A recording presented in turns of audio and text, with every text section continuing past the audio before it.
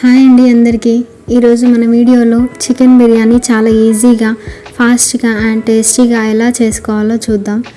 Normal రైస్తోనే మనకి biryani flavour వచ్చే chicken biryani ఈ ప్రాసెస్లో ఒకసారి చేసి చూడండి. చాలా అంటే చాలా బాగుంటుంది. సో ముందుగా మనం ప్రాసెస్లోకి వెళ్ళిపోదాం.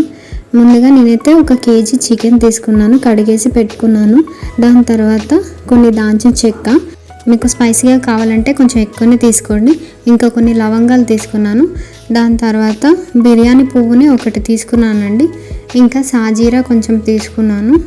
ఇంకా 9 నుండి 10 వరకు యాలకులు తీసుకున్నానండి. అలాగే 2 మరటి మొగ్గలు కూడా తీసుకున్నాను. ఇంకా 2 మీడియం సైజు నిమ్మకాయలని కూడా తీసుకోవాలండి. అలాగే ఇంకా కొంచెం పుదీనాని ఇలా కడిగేసుకొని పక్కన పెట్టేసుకోవాలి. అలాగే కొత్తిమీరని కూడా కొంచెం తీసుకొని కడిగేసుకొని పెట్టేసుకోండి. అలాగే ఉల్లిగడ్డల్ని ఒక 7 నుండి 8 వరకు తీసుకొని ఇలా స్లైసెస్గా కట్ చేసేసుకొని పెట్టుకోవాలండి మనకి ఫ్రైకి. ఇంకా కొంచెం కరివేపాకుని అలాగే 4 మిర్చిని తీసుకోండి. ముందుగా ఒక చిన్న ప్యాన్ పెట్టుకొని అందులో 4 స్పూన్స్ వరకు ఆయిల్ వేసుకోవాలండి. వేసుకున్నాక ఆయిల్ హీట్ ఎక్కే వరకు ఉంచుకొని మనం ముందుగా కట్ చేసుకున్న ఆనియన్స్ని అందులో వేసుకొని బాగా డీప్ ఫ్రై చేసుకోవాలండి. ఇలా మిడిల్లో కలుపుతూనే ఉండాలి, లేకపోతే చాలా మాడిపోతాయండి. ఓన్లీ మనకి గోల్డెన్ కలర్ వచ్చే వరకు మాత్రమే వేయించుకోవాలి. చూసారు కదా, ఇలా గోల్డ్ కలర్ వచ్చే వరకు వేయించుకొని పక్కన తీసేసుకొని పెట్టేసుకోవాలండి. ముందుగా బిర్యానీ చేసుకునే బౌల్ని తీసుకొని అందులో కడిగేసి పెట్టుకున్న చికెన్ని ఇలా విడదీసి ఒక 6 స్పూన్స్ వరకు కారం వేసుకున్నాను. ఇదైతే స్పైసీగానే ఉంది. స్పైసీ వద్దు అనుకుంటే తక్కువ వేసుకోండి. దాని తర్వాత 2 స్పూన్స్ వరకు సాల్ట్ వేసుకున్నాను. ఇంకా 1/2 స్పూన్ పసుపు, ఒక 1 స్పూన్ ధనియాల పొడి, ఇంకా 3 స్పూన్స్ వరకు అల్లం వెల్లుల్లి పేస్ట్ వేసుకున్నాను. మనం ఆనియన్స్ వేయించుకున్న ఆయిల్ మిగిలిపోయి ఉంటుంది కదండి, అది కూడా ఇందులో యాడ్ చేసుకోవచ్చు.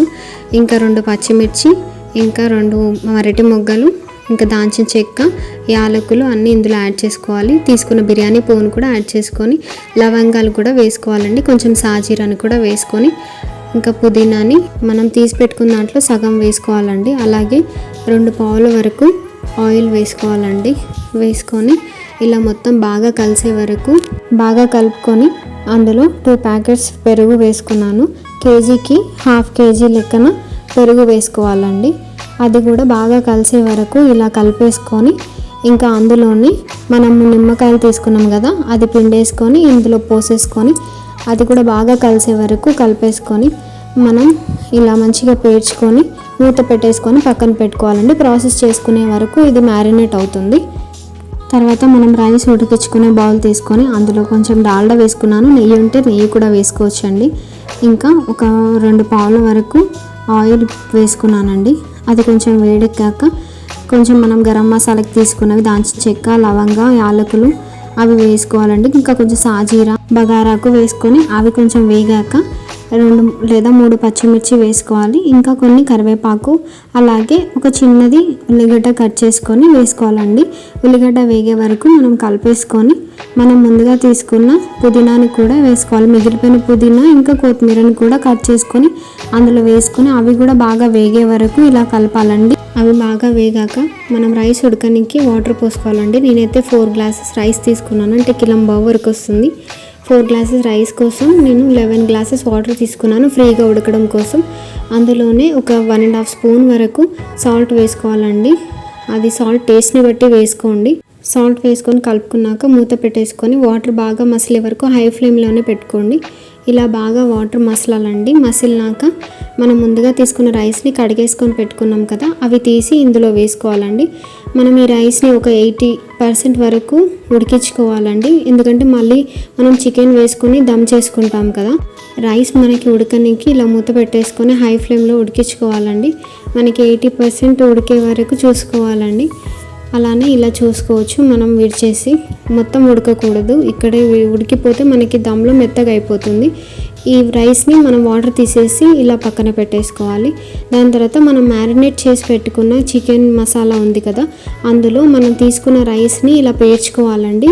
ఈక్వల్గా పేర్చుకోవడం వల్ల మనకి ఈక్వల్గా బాగా ఉడుకుతుంది అండ్ ఫ్లేవర్ కూడా బాగా పడుతుంది. ఇలా మొత్తం పేర్చేసుకోవాలండి. పేర్చేసుకొని మనం ముందుగా ఫ్రై చేసి పెట్టుకున్న ఆనియన్స్ని కూడా అందులో గార్నిష్ చేసుకోవాలి. చేసుకొని దానిపైన కూడా రైస్ వేసుకొని ఇలా పేర్చేసుకొని మనం కొంచెం కలర్ని వాటర్లో కలిపేసుకొని దానిపైన ఇలా పోసుకోవాలండి. దానివల్ల మనకి కొంచెం రైస్కి కలర్ వస్తుంది. అది పోసేసుకున్నాక ఇంకా మూత పెట్టేసుకొని మూత మీద బరువు పెట్టేసి దమ్ చేసుకోవాలండి. మూత పెట్టేసుకున్నాక మనం ఒక 5 మినిట్స్ వరకు హై ఫ్లేమ్లో పెట్టేసుకొని దాని తర్వాత మనం ఒక ప్యాన్ లేదా పెనం పెట్టుకోండి. కింద పెట్టేసుకోవడం వల్ల మనకి డైరెక్ట్గా మంట తగలకుండా కింద ఉన్న చికెన్ కూడా బాగా ఉడుకుతుంది. మనం ప్యాన్ పెట్టుకున్నాక 25 మినిట్స్ వరకు మీడియం ఫ్లేమ్లోనే మనం దమ్ చేసుకోవాలండి. దాని తర్వాత మూత ఓపెన్ చేసేసి ఇలా సర్వ్ చేసేసుకోవడమే. సో చూసారు కదా, చాలా టేస్టీగా అండ్ డిఫరెంట్ ప్రాసెస్లో బిర్యానీ చేసుకోవడం. నా వీడియో అయితే మీకు నచ్చితే వీడియోని లైక్ చేయండి, షేర్ చేయండి అండ్ నా ఛానల్ని సపోర్ట్ చేయండి. Thank you.